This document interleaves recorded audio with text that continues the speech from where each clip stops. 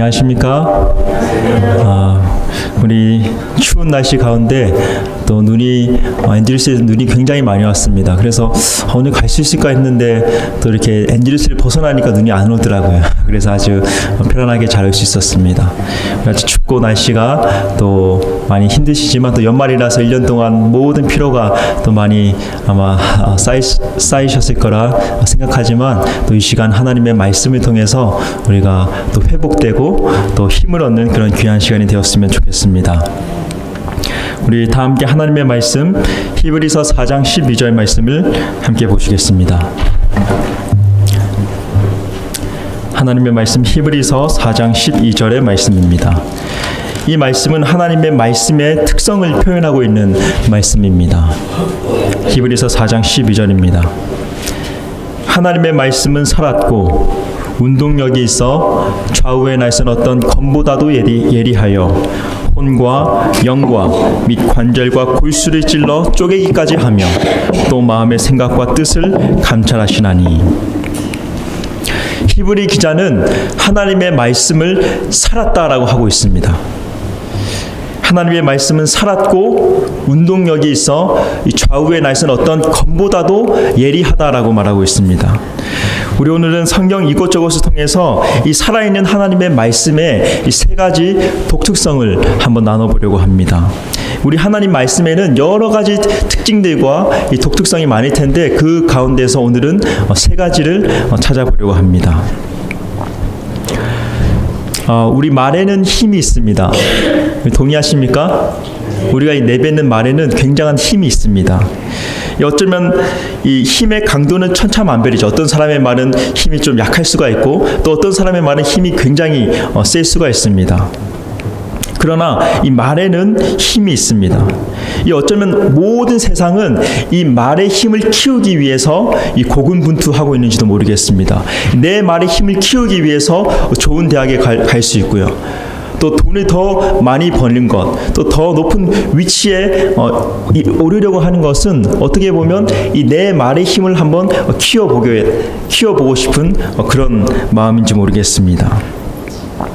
이 말에 힘이 있다는 것은 2000년 전에 로마 장교도 알았습니다. 이 장교가 예수님에게 이런 말을 하죠. 예수님, 이 저에게도 밑에 종이 있어서 그들로 하여금 이리 오라 하면 오고 또 가라 하면 갑니다. 그러니 예수님, 수고하지 마시고 다만 뭐만 하라고요? 말씀만 하옵소서. 예수님께서 말씀만 하면 예수님의 종이 듣겠다라는 말입니다. 이 말에는 힘이 있습니다. 우리 최근에 대한민국이 전쟁의 위험 속에서 굉장히 좀 불안해했던 적이 있었습니다. 이 많은 사람들이 아직도 불안해하고 있고 우리는 또 조국의 안정을 위해서 함께 기도를 드렸었습니다. 이 사람들이 정말 불안과 그 혼란 속에 있었던 그 이유를 한번 생각해 보니까 그 원인이 이 지도자들이 한 한마디 말에 있었다라는 그런 생각이 듭니다. 이 불바다로 만들어 버리겠다는 그런 말과 아주 이 화염과 이 분노의 발언 등을 통해서 많은 이 백성들이 두려움에 떨었습니다. 이 말에는 힘이 있습니다. 말을 통해서 누군가의 감정을 상하게 할 수 있습니다. 또 말을 통해서 누군가가 행동을 하려 했지만 그 말을 통해서 그 행동을 제지할 수도 있습니다. 또 말을 통해서 누군가를 설령 죽일 수도 있습니다. 야고보서 3장 8절에 이렇게 말합니다. 혀는 능히 길들일 사람이 없나니 쉬지 아니하는 악이요 죽이는 독이 가득한 것이라. 이 말의 뜻이 무엇입니까? 이 말의 뜻이 혀는 길들일 사람이 없다라는 것입니까? 이 말의 뜻은 혀는 반드시 길들여야 한다는 것입니다. 왜냐하면 혀에는 이 말에는 힘이 있기 때문입니다. 저에게 가장 강력한 말의 힘을 행사하시는 분은 제 아버지이십니다. 저는 아버지에게 한 번도 맞아본 적이 없습니다. 또 제 기억으로는 이 아버지에게 한 번도 이 쓴소리라든지 이 혼나본 적도 없는 것 같습니다. 이상하게 그런데 아버지께서 한번 말씀하시면 순종하고 싶어요. 물론 어머니에게는 많이 맞았습니다. 뭐든지 밸런스가 필요하죠. 제가 중학교 3학년 때부터 이 아버지는 항상 저와 이 편지로 소통을 하셨습니다. 제가 중3 때 이제 갓 이메일을 저희가 사용하기 시작했기 때문입니다. 이메일을 통해서 그때 주고받던 편지가 계속되어서 제가 2주 전에도 또 편지를 주고받고 했습니다. 저는 아버지의 말씀을 굉장히 존중하고 또 그 말들이 저에게 좋은 영향을 끼치고 또 그 말이 제가 또 어떤 선택을 하거나 결정을 내릴 때에 굉장히 좋은 그런 영향을 끼친다는 것을 경험을 통해서 알고 있습니다. 또 손으로 직접 쓴 그 편지를 또 어머니가 쓰신 것이라든지 또 아버지가 쓴 그 편지를 손으로 쓴 편지를 제가 가지고 있으면서 또 가끔씩 이렇게 꺼내보기도 합니다. 그런데 저는 제 아버지께서 쓰신 그 편지를 손에 들고 다니면서 주야로 묵상하지는 않습니다. 그렇죠? 저는 그 말씀을 가져다니면서 뭐 암송하거나 뭐 이렇게 하지는 않습니다. 제가 이 작은 종이에 써서 들고 다니는 그 말씀은 제 아버지가 주신 말씀이 아니라 또 제 어머니가 써준 편지가 아니라 살아있고 항상 있는 하나님의 말씀입니다. 저는 이 시간 이 하나님의 말씀에 어떠한 독특한 특징이 있길래 그 말씀은 우리가 정말 가지고 다니면서 주야로 묵상할 가치가 있고 또 그 말씀은 우리가 암송할 가치가 있는지 그 독특한 특징을 3가지 나누길 원합니다. 다시 말해서 사람의 말에도 힘이 있는데 그죠? 이 하나님의 말씀에도 힘이 있는데 그 힘의 특징이 무엇인지를 우리가 한번 살펴보도록 하겠습니다. 자, 먼저 질문 하나 드리겠습니다. 이 세상에서 온 우주에서 두 번째로 힘이 강력한 것이 무엇일까요? 이 우주에서 온 우주에서 두 번째로 힘이 센 것. 질문이 좀 어렵습니까? 저도 잘 모르겠더라고요. 처음 들었을 때. 사단. 네, 맞추셨습니다. 사단. 보통 어떤 것에 영향을 받기보다는 영향을 줄 때에 그것을 강하다고 그럽니다. 그죠? 그 영향이 물리적인 영향이 되었든 간에 또 그 영향이 뭔가 이 감정적인 영향이거나 이 사상적인 영향이 되었든 간에 영향을 주는 것을 강하다 그러고 영향을 받기보다는 영향을 주는 쪽을 강하다 그러고 영향을 받는 쪽을 상대적으로 약하다고 그렇게 말합니다. 그렇다면 온 우주를 통틀어서 두 번째로 강력한 것은 굉장히 강력한 것입니다. 왜냐하면 이것이 영향을 우주에서 끼치지 못한 것은 단 하나밖에 없다는 것입니다. 단 하나를 제외하고는 모든 것이 이것의 영향을 받았다라는 말입니다. 그것이 바로 방금 말씀하신 사단, 즉 죄입니다. 죄. 자, 그렇다면 온 우주를 통틀어서 두 번째로 강력한 것인 이 죄가 결코 영향을 끼칠 수 없었던 것, 결코 변화시킬 수 없었던 그 한 가지는 무엇이겠습니까? 하나님. 우리는 죄의 영향을 받았습니까? 우리는 받았죠. 성경은 우리에게 그래서 죄인이라 하지 않습니까? 우리의 자녀는 영향을 받았습니까? 산일에 보니까 분명하게 받은 것 같습니다. 이 천사들의 3분의 1도 죄의 영향을 받아서 사단이 되어버렸습니다. 바로 여호와 하나님, 다른 말로 하면 그분의 가장 본질적인 속성이고 죄의 반대말인 하나님의 의. 죄가 아무리 강하다 해도 이 의를 변화시키거나 영향을 줄 수가 없습니다. 이 죄가 의인은 넘어뜨릴 수 있어요. 그렇죠? 그러나 이 죄가 하나님의 의는 결코 영향을 끼치거나 무너뜨릴 수가 없습니다. 오히려 하나님의 의가 이 죄를 파괴시킵니다. 하나님의 의가 이 죄를 박살내버리십니다. 제가 몇 년간 신학을 공부하면서 깨달은 것이 2가지가 있습니다.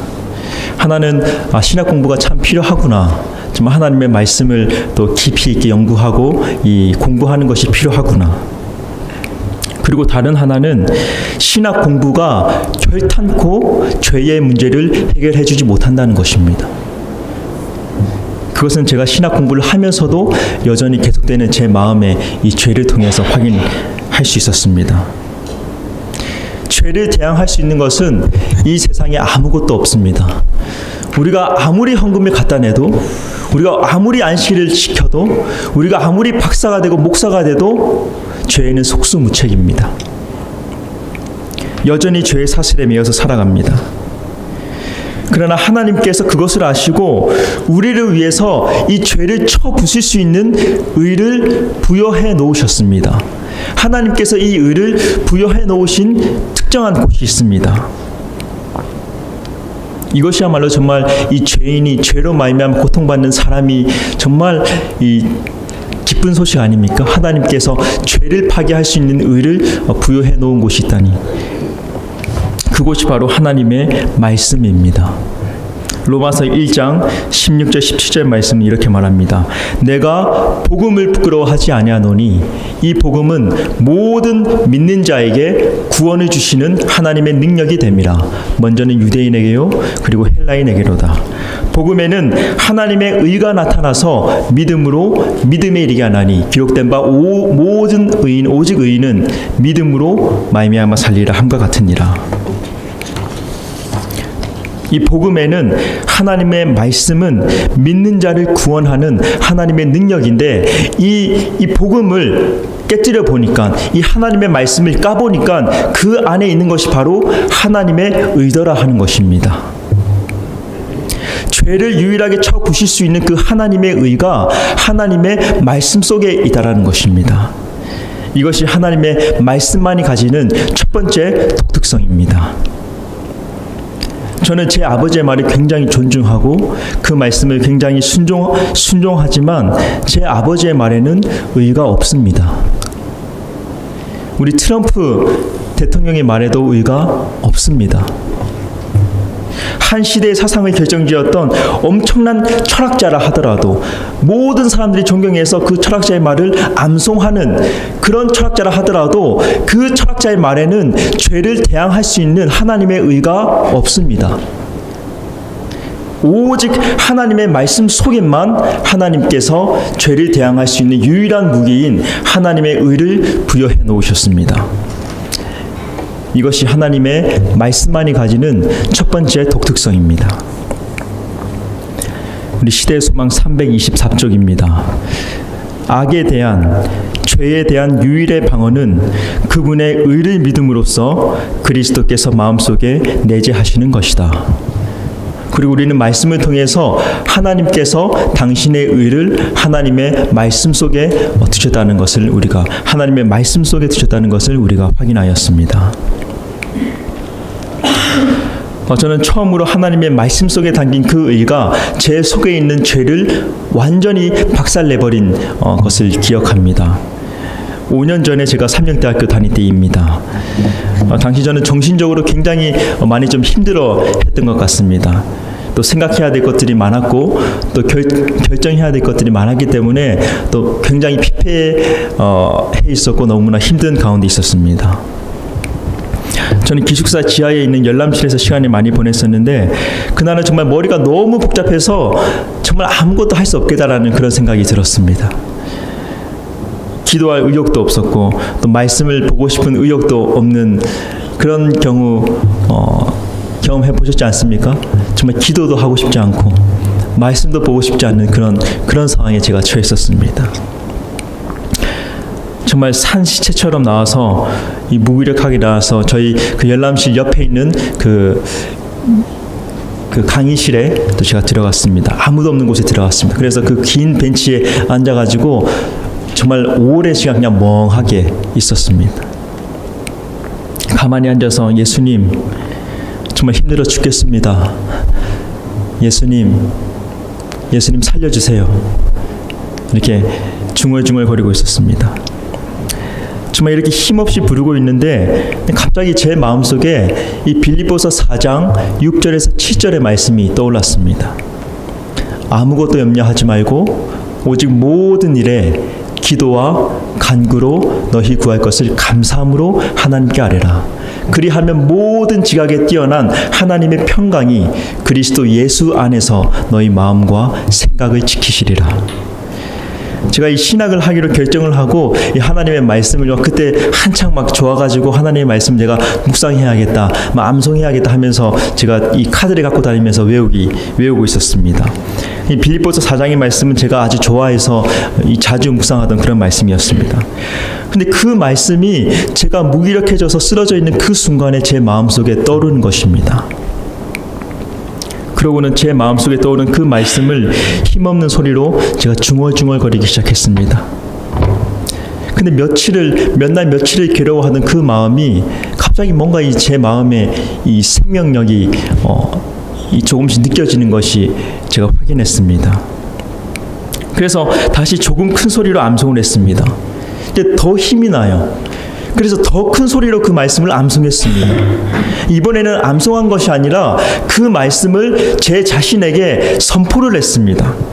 아무것도 염려하지 말고 오직 모든 일에 기도와 간구로 너희 구할 것을 감사함으로 하나님께 아뢰라. 그리하면 모든 지각에 뛰어난 하나님의 평강이 그리스도 예수 안에서 너희 마음과 생각을 지키시리라. 우리 신앙을 하면 놀라운 일들이 많이 생깁니다. 그렇지 않습니까? 이 신앙을 하는 사람들의 특권입니다. 정말 다른 사람들이 경험할 수 없는 놀라운 일들을 경험하는 것이 이 신앙을 하는 사람들의 특권입니다. 갑자기 제 이 마음에 거룩한 동기와 정말 거룩한 목적으로 가득 차는 것을 제가 확인하였습니다. 정말 하나님께서 시원한 생명수를 이 메말라서 쩍쩍 갈라져 있는 제 이 심령에 퍼 부으시는 것을 제가 경험하게 되었습니다. 이 상황은 하나도 변하지 않았지만 제가 이 스트레스 받고 정말 두려움에 움츠러들었던 그 마음이 정말 이 피로에 쓰러질 것 같았던 제 육신까지도 하나님께서 이 말씀을 통해서 이 소생시키시는 것을 제가 확인하였습니다. 하나님의 말씀 속에 있는 하나님의 의가 제 안에 있는 이 죄를 소멸시키는 것이죠.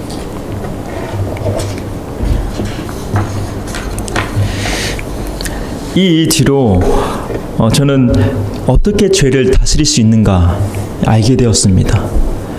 우리가 어떻게 죄를 다스릴 수 있습니까? 어떻게 우리가 죄를 대항할 수 있겠습니까? 오직 하나님의 말씀으로 가능합니다. 왜냐하면 하나님의 말씀 속에는 하나님의 의가 들어있기 때문입니다. 제 마음속에 이 교만의 마음이 들어오려고 할 때에 여호와여 내 마음이 교만하지 아니하고 내 눈이 오만하지 아니하오며 내가 큰 일과 감당하지 못할 놀라운 일을 하려고 힘쓰지 아니하나이다.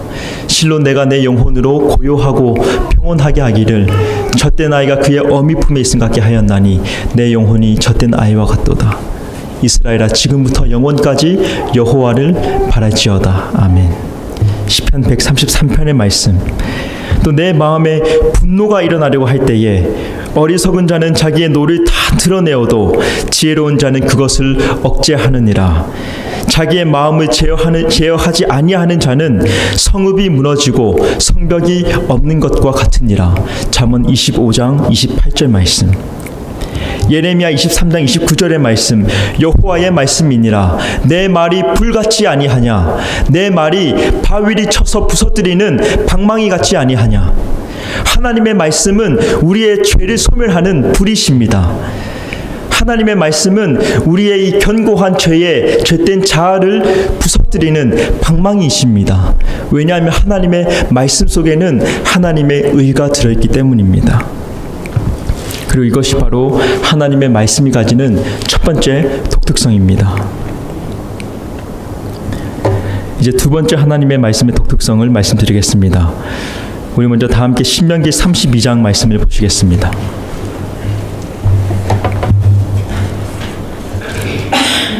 신명기 32장 46절에서 47절 말씀입니다.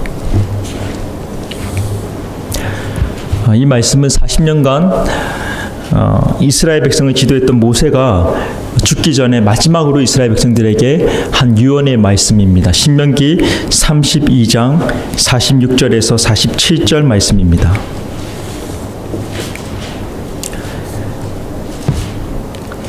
46절 그들에게 이르되 내가 오늘 너희에게 증언한 모든 말을 너희의 마음에 두고 너희의 자녀에게 명령하여 이 율법의 모든 말씀을 지켜 행하게 하라.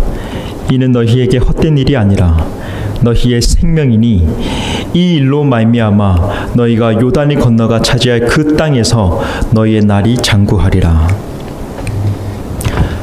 저는 군대를 다녀오고도 1년이 지난 후에야 25살이 돼서야 하나님께 내 삶을 정말 드리고 싶다, 바쳐야겠다라는 결심을 하였습니다. 여러 가지 정말 이기적인 그런 야심과 계획을 가지고 삶을 준비하는 중에 선교사들이 주최하는 이 선교 대회에 일주일간 참여하게 되었습니다. 당시 주 강사가 제가 존경하는 선교사였는데 그 선교사님이 제가 아주 어렸을 때에 초등학교 2학년, 3학년 때에 이 시골에서 같이 이웃하면서 살았던 그런 선교사님이었습니다. 그 당시는 전원학교 선생님이었습니다. 처음 며칠은 개인적으로 인사를 나누지도 않았습니다. 그분이 저를 알아보지 못할 거라고 생각했습니다. 왜냐하면 이미 15년이 지났기 때문에 저는 알아볼 수 있지만 그분은 저를 알아보지 못할 거라 생각을 했습니다. 그러다가 마지막 날 저녁에 이 계단에서 그 선교사를 딱 마주쳤습니다. 저는 이제 마치 처음 보는 사람처럼 안녕하세요 이렇게 인사를 하려고 했는데 그분이 저를 보자마자 헌우 뭐 하고 지내? 이렇게 인사를 하는 것입니다. 그래서 제가 우물쭈물하면서 공부하고 지낸다고 이렇게 얘기를 했습니다. 근데 갑자기 그분이 인생 솔로몬이 결정 냈잖아. 헛짓 하지 말고 선교하러 와 이렇게 말씀하시는 것입니다. 제가 그 말을 듣자마자 처음에 화가 좀 났어요. 내가 뭐 하는지 알지도 못하면서 왜 내가 하는 것을 헛짓이라고 그렇게 하시는가. 자신은 얼마나 대단한 일을 한다고 내 일을 헛짓이라고 하시지 이런 화가 좀 났었습니다. 죄송합니다. 제가 철이 지 얼마 몇 년이 안 됐습니다. 그리고 이제 그 집회가 끝이 났습니다. 그런데 그 말이 계속 제 귀에 울리는 것입니다. 이 말의 힘은 굉장히 큽니다. 그래서 우리는 이 말을 함부로 해서는 안 됩니다. 그 말이 계속 제 귀에 울리는 것입니다. 제가 누워 있어도 헛짓하지 말고 선교하러 와. 제가 친구랑 놀려고 해도 헛짓거리 하지 말고 선교하러. 계속 그 말이 제 귀에 들리는 것입니다. 그런데 문제는 그 말이 진짜 같아요. 그 말에 수긍이 가요. 정말 제가 하고 있는 일들이, 제가 하려고 하는 일들이 헛짓 같다라는 그런 생각이 들기 시작하는 것입니다. 이후에 그 말씀이 전도서 1장에 있다는 것을 제가 발견했습니다. 우리 솔로몬이 말하죠. 전도자가 이르되 헛되고 헛되며 헛되고 헛되니 모든 것이 헛되도다. 해 아래서 수고하는 모든 수고가 사람에게 무엇이 유익한가? 한 세대는 가고 한 세대는 오되 땅은 영원히 있도다. 자, 그렇다면 무엇이 헛된 일이 아닌가? 모든 것이 헛되다는데 그렇다면 무엇이 과연 헛된 일이 아닌가? 모든 사람들은 정말 그 짧은 인생을 한 번 살아가는데 우리가 헛된 일을 해서 되겠습니까? 그들에게 이르되 내가 오늘 너희에게 증언한 모든 말을 너희의 마음에 두고. 모세가 이스라엘 백성에게 증언했던 그 모든 말은 십계명을 포함한 하나님의 율법, 하나님의 말씀이었습니다. 그 말을 어떻게 하라고 합니까? 내가 오늘 너희에게 증언한 모든 말을 너희의 마음에 두고 너희의 자녀에게 명령하여 그 율법의 모든 말씀을 지켜 행하게 하라. 모세가 죽기 전에 이렇게 명령한 가장 근본적인 이유를 그 바로 뒤에 말하고 있습니다. 이는 너희에게 헛된 일이 아니라 너희의 생명이니 이 일로 말미암아 너희가 요단이 건너가 차지할 그 땅에서 너희의 날이 장구하리라. 모세는 오늘 우리에게 헛된 일에 집중하지 말고 우리의 생명이 되는 일에 모든 사력을 총동원하라고 증언하고 있습니다. 그 생명이라는 것은 신학을 공부해야 하고 목사가 되어야 하는 것과 전혀 다릅니다. 그것은 우리가 무엇을 하든지 간에 곧 하나님의 말씀을 먼저 내 마음에 새기고 그 새긴 그 동일한 말씀을 우리의 자녀에게 지켜 가르치게 하는 것. 이 세상의 누구의 말도 우리에게 생명을 가져다 주지 못합니다. 사람의 말은 우리에게 기쁨을 줄 수 있고 우리를 행복하게 해줄 수 있고 우리를 또 즐겁게 해줄 수 있습니다. 그러나 이 사망의 몸에서 나와 우리 자녀를 건져낼 참 생명의 말씀은 오직 하나님의 말씀에 있는 것입니다. 이 생명이 하나님 말씀이 가지는 두 번째 독특성입니다. 제가 지금 5명의 아이들과 함께 이 교회에서 침례반 성경 공부를 하고 있습니다. 근데 제 마음대로 잘 되지가 않아요. 뭐 좀 해오라고 하면 안 해옵니다. 또 이 뭐 시간 맞춰서 공부하는 것도 쉽지가 않습니다. 그래도 하나님의 은혜로 또 조금씩 해나가고 있습니다. 우리 성도님들께서 또 계속해서 기도를 해주시기 간절히 바랍니다. 한 번은 우리 이 아이들에게 성경을 펴서 우리가 매주 안식일날 예배하는 그 하나님이 너를 얼마나 사랑하시고 그 하나님께서 너에게 어떤 기대를 하고 계시고 그 하나님이 너를 위해서 무슨 일을 하셨는지를 이렇게 가르치고 있었습니다. 그리고 제가 얘네들이 말을 잘 듣나 안 듣나 이렇게 고개를 들어서 얼굴을 한번 쳐다봤는데요. 마치 이 전달하고 있는 하나님의 말씀을 마치 뭔가 스펀지를 빨아들이듯이 듣고 있는 것을 제가 목격하였습니다. 저는 하나님의 말씀이 생명임을 확신합니다. 그 아이들이 하나님의 말씀을 가지고 벌써부터 죄를 대항하거나 그 하나님의 말씀을 가지고 올바른 결정을 내릴 거라고는 기대하지 않습니다. 그러나 그 살아있는 말씀이 분명히 그 아이들을 세상의 위협으로부터 보호해 줄 것이고 또 바른 길로 지도하실 것을 믿습니다. 이 섭섭하게 들릴 수도 있지만 저는 아이들이 별로 믿지 않습니다. 왜냐하면 저는 저 자신도 믿지 않습니다. 저 자신도 신뢰하지 않습니다. 배우고 있는 아이들을 믿기보다는 또 가르치는 저 자신을 믿기보다는 하나님의 말씀을 믿는 것입니다. 하나님의 말씀이 살아서 운동력이 있어서 제 마음과 우리 아이들의 마음을 지도하실 것을 믿는 것입니다. 왜냐하면 그 말씀이 살아있는 생명의 말씀이기 때문이고 그 말씀 속에만 하나님의 의가 담겨있기 때문입니다.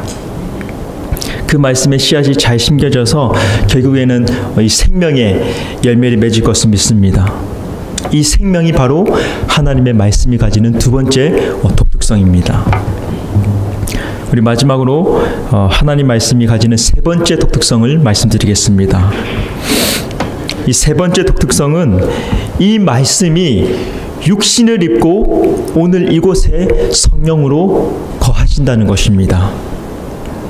하나님의 말씀이 살았음은 하나님의 말씀이 살았음을 분명히 알 수 있는 것은 2000년 전에 육신을 입고 오신 예수 그리스도를 통해서 우리는 알 수 있습니다. 하나님의 말씀이 허름한 옷을 입고 나사렛 촌동네를 오르락내리락 거리고 있습니다. 하나님의 말씀이 땀을 흘리면서 집을 수리하고 있고 하나님의 말씀이 정말 그 별 볼 일 없는 그 12명을 데리고 다니면서 그 갈릴리 호수를 걷고 있습니다. 하나님의 말씀이 가난에 처해서 가난한 자를 위해서 자신의 빵 한 조각을 주고 있는 것입니다. 즉 우리는 진리의 화신인 예수 그리스도를 통해서 말씀의 본질이 무엇인지를 분명하게 알게 되는 것입니다. 이 말씀은 그냥 글이 아니라 인격을 동반한 말씀이라는 것입니다. 요한복음 1장 14절은 이렇게 말합니다. 말씀이 육신이 되어 우리 가운데 거하시매 우리가 그의 영광을 보니 아버지의 독생자의 영광이요 은혜와 진리가 충만하더라. 육신을 입고 오신 그 말씀을 우리는 예수라고 부릅니다. 그리고 우리는 이제 예수님을 통해서 하나님의 말씀과 인격적인 교제를 나눌 수 있게 됩니다. 우리는 이 말씀과 인격적인 교제를 나누게 되는 것입니다. 우리는 하나님의 말씀 곧 예수 그리스도를 통해서 하나님을 알게 되고 하나님을 만나게 됩니다. 이것이 하나님의 말씀이 가지는 세 번째 독특성입니다. 예수님께서 빌립에게 나를 본 자는 아버지를 보았다라고 말씀하셨습니다. 하나님의 말씀의 화신, 진리의 화신인 예수 그리스도를 통해서 이제 우리가 하나님을 만나고 하나님을 알아갈 수 있게 되었습니다. 이 세상에 정말 누구의 말을 통해서 우리가 하나님을 대면하게 되고 하나님을 만나게 되고 하나님과 소통하게 되겠습니까? 오늘 하나님의 말씀을 통해서 말씀 되신 예수 그리스도를 통해서 우리는 하나님을 다시 한번 대면하게 되는 것입니다. 요한복음 5장 39절 말씀입니다. 너희가 성경에서 영생을 얻는 줄 생각하고 성경을 상고하거니와 이 성경이 곧 내게 대하여 증언하는 것이니라. 내가 곧 길이요 진리요 생명이니 살리는 것은 영이니 육은 무익하니라. 내가 너희에게 이른 말이 영이요 생명이라. 나는 하늘에서 내려온 살아있는 떡이니 사람이 이 떡을 먹으면 영생하리라. 내가 줄 떡은 곧 세상의 생명을 위한 내 살이니라. 하나님의 모든 말씀은 한 인격체 예수 그리스도를 가리키고 있습니다. 그리고 우리는 그 예수를 통해서 의 자체이신 이 생명 자체이신 진리 자체이신 예수 그리스도를 통해서 하나님과 다시 교통하게 되는 것입니다.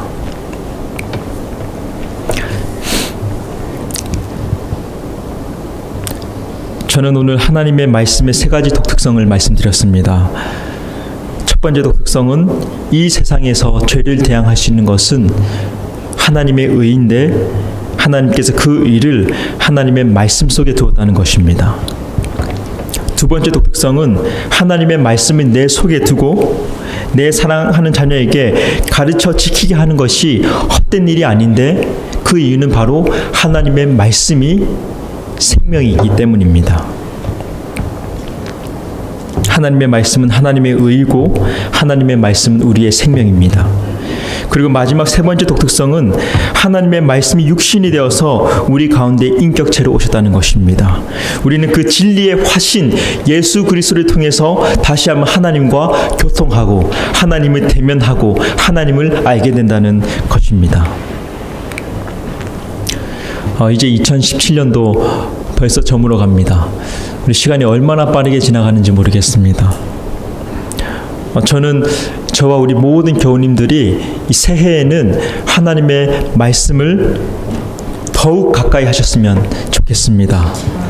그 말씀 속에 있는 하나님의 의를 내 죄의 사슬을 끊어버릴 수 있는 그 능력의 의를 정말 맛보아 알게 되기를 간절히 바랍니다. 하나님의 말씀이 나와 우리 자녀에게 가져다 줄 그 생명력에 충만하시길 간절히 바랍니다. 우리 새해에는 말씀으로부터 오는 그 새 생명을 날마다 새로운 그 새 생명의 말씀을 정말 누리는 그 특권을 놓치지 않으시길 기도합니다. 또한 말씀을 통해서 예수님을 매일 만나고 교제하고 사귐으로써 정말 우리 세상이 결코 줄 수 없는 만족과 또 마음의 기쁨과 또 평화와 행복을 누리게 되기를 간절히 바랍니다. 하나님께서 위로부터 오는 온갖 좋은 은사와 온전한 선물을 모든 것을 다 이 말씀 속에 두셨습니다. 저는 하나님의 말씀의 독특성을 이해하기 전에는 이 다윗이 이 시편에 이야기하고 있는 그 시를 이해할 수가 없었습니다. 다윗의 고백을 이해할 수가 없었습니다. 다윗이 시편 119편에 이렇게 고백합니다. 내가 주의 법, 주의 말씀을 어찌 그리 사랑하는지요. 내가 그것을 종일 작은 소리로 읊조리나이다. 주의 말씀의 맛이 내게 어찌 그리 단지요. 내 입의 꿀보다 더 다니이다. 주의 말씀은 내 발의 등이요 내 길의 빛이니이다. 그들이 주의 법을 폐하여 싸우니 지금은 여호와께서 일하시되니이다. 그러므로 내가 주의 말씀들을, 주의 계명들을 금 곧 순금보다 더 사랑하나이다. 우리 다윗의 고백이 오늘 저와 여러분의 고백이 되기를 간절히 원합니다. 복 있는 사람은 악인의 꾀를 쫓지 아니하며 죄인의 길에 서지 아니하며 오만한 자의 자리에 앉지 아니하고 오직 여호와의 율법을 즐거워하여 그 율법을 주야로 밤낮으로 묵상하는도다. 왜냐하면 그 율법의 말씀이 바로 하나님의 거룩한 의이고 우리의 생명이며 예수 그리스도시기 때문입니다. 말씀을 마치겠습니다.